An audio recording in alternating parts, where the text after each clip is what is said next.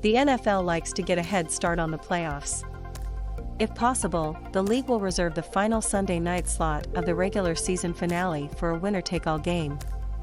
The league kind of has won this season. With 2 AFC playoff spots up for grabs, the 9-7 Los Angeles Chargers and 9-7 Las Vegas Raiders will wrap the regular season schedule Sunday night in a win-ending game.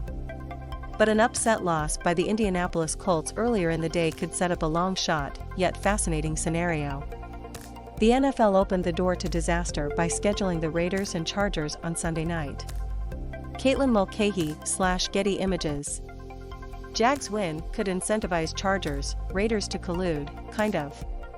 The Colts are guaranteed the other available playoff spot as long as they beat the Jacksonville Jaguars. As of Tuesday night, they were 15.5-point favorites to do so.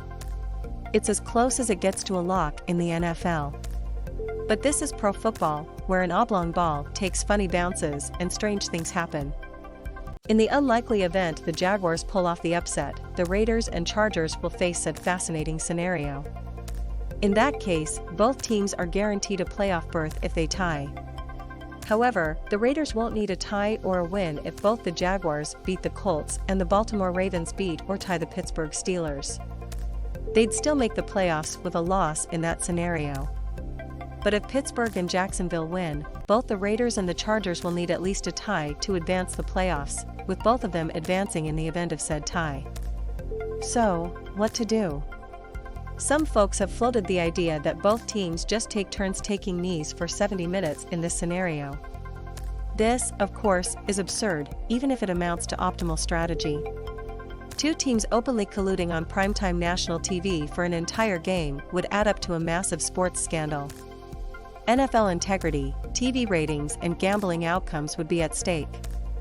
Severe consequences would surely await whoever arranged said collusion.